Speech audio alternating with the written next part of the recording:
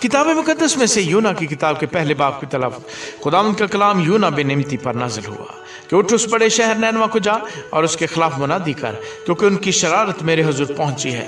लेकिन यूना खुदावंद के हुजूर से तरसीस को भागा और याफा में पहुंचा, और वहां उसे तरसीस को जाने वाला जहाज मिला, और वो किराया देकर उसमें सवार हुआ ताकि खुदावंद के हुजूर से तरसीस को अहले जहाज के साथ जाए।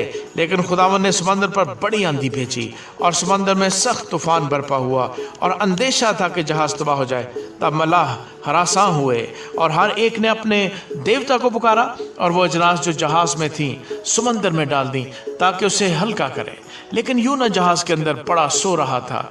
तब नाखुदा उसके पास जाकर कहने लगा, तू क्यों पड़ा सो रहा है? उठ, अपने माबूद को पुकार, शायद वो हमको याद करे और हम हलाक न हों।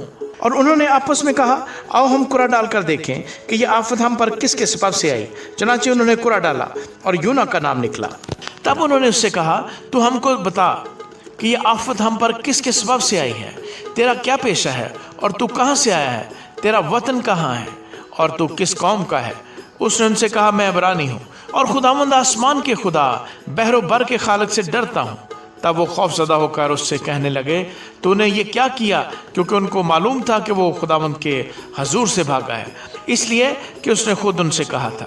तब उन्होंने उससे पूछा, हम तुझसे क्या करें कि समंदर हमारे लिए साकन हो जाए, क्योंकि समंदर ज्यादा तूफानी होता जाता था। तब उसने उनसे कहा, मुझको उठाकर समंदर में फेंक दो तो तुम्हारे लिए समंदर साकन हो जाएगा, क्योंकि मैं जानता हूं कि यह बड़ा तूफान तुम पर मेरे ही सबब से आया है। तो भी मलाहों ने डांड चलाने में बड़ी मेहनत की कि किनारे पर पहुंचे, लेकिन ना पहुंच सके, क्योंकि समंदर उनके खिलाफ और भी ज्यादा मौजन होता जाता था।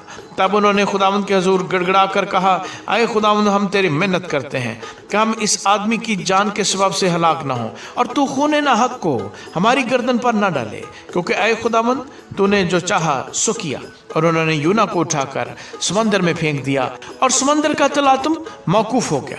तब वो खुदावंद से बहुत डर गए और उन्होंने उसके हजूर कुर्बानी गुजरानी और नजरें मानी।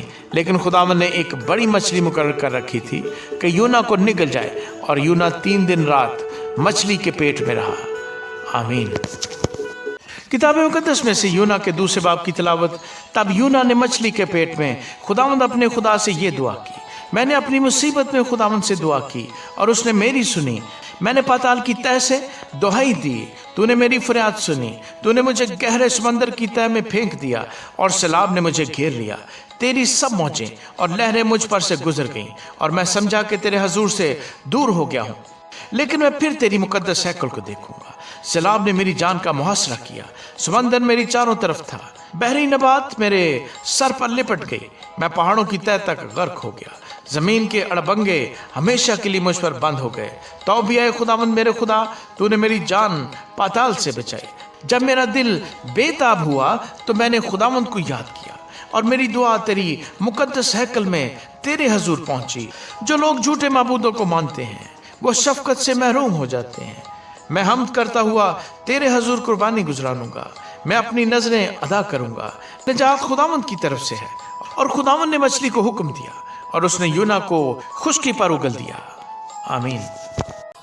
किताब मुकद्दस में से यूना की किताब के 3 बाब की तिलावत। और खुदावंद का कलाम दूसरी बार यूना पर नाज़िल हुआ कि उठ उस बड़े शहर नैनवा को जा और वहां उस बात की मुनादी कर जिसका मैं तुझे हुक्म देता हूँ।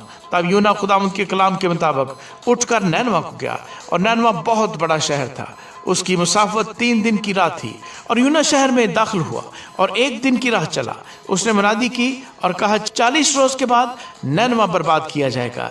तब नैनवा के बाशिंदों ने खुदा पर ईमान लाकर रोज़ा की मुनादी की, और अदना वाला सब ने टाट ओढ़ा।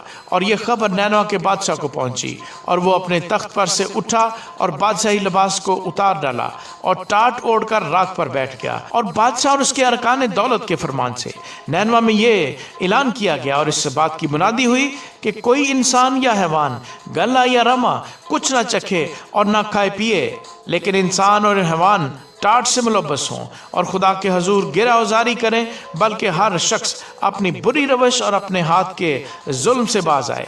शायद खुदा रहम करे और अपना इरादा बदले और अपने कहर शदीद से बाज आए और हम हलाक ना हों। जब खुदा ने उनकी ये हालत देखी कि वो अपनी अपनी बुरी रवश से बाज आए, तो वो उस अजाब से जो उसने उन पर नाजिल करने को कहा था बाज आया और उसे नाजिल न किया। आमीन। किताब मुकद्दस में से यूना की किताब के 4 बाब की तलावत। लेकिन यूना इससे नहायत नाखुश और नाराज हुआ और उसने खुदावंद से यूं दुआ की कि आए खुदावंद, जब मैं अपने वतन ही में था और तरसीस को भागने वाला था, तो क्या मैंने यही ना कहा था? मैं जानता था कि तू रहीम व करीम खुदा है, जो कहर करने में धीमा और शफकत में गनी है और अजाब नाजिल करने से बाज रहता है। अब है खुदावंद, मैं तेरी मिन्नत करता हूँ कि मेरी जान ले ले, क्योंकि मेरे इस जीने से मर जाना बेहतर है। तब खुदावंद ने फरमाया, क्या तू ऐसा नाराज़ है? और यूना शहर से बाहर मशरिक़ की तरफ जा बैठा और वहाँ अपने लिए एक छप्पर बनाकर उसके साए में बैठ रहा कि देखे शहर का क्या हाल होता है। तब खुदा ने कद्दू की बेल उगाई और उसे यूना के ऊपर फैलाया कि उसके सर पर साया हो और वो तकलीफ से बचे। और यूना उस बेल के सबब से नहायत खुश हुआ। लेकिन दूसरे दिन सुबह के वक्त खुदा ने एक कीड़ा भेजा जिसने उस बेल को काट डाला और वह सूख गई। और जब आफताब बुलंद हुआ तो खुदा ने मशरिक से लू चलाई और आफताब की गर्मी ने यूना के सर में असर किया और वो बेताब हो गया और मौत का आरज़ूमंद होकर कहने लगा, मेरे इस जीने से मर जाना बेहतर है। और खुदा ने यूना से फरमाया, क्या तू इस बेल के सबब से ऐसा नाराज़ है? उसने कहा, मैं यहाँ तक नाराज़ हूँ कि मरना चाहता हूँ। तब खुदावंद ने फरमाया कि तुझे इस बेल का इतना ख्याल है जिसके लिए तूने ना कुछ मेहनत की और ना उसे उगाया, जो एक ही रात में उगी और एक ही रात में सूख गई। और क्या मुझे लाज़िम न था कि मैं इतने बड़े शहर नैनवा का ख्याल करूं, जिसमें 1,20,000 से ज़्यादा ऐसे हैं जो अपने दाहिने और बाएं हाथ में इम्तियाज़ नहीं कर सकते और बेशुमार मवेशी हैं। आमीन।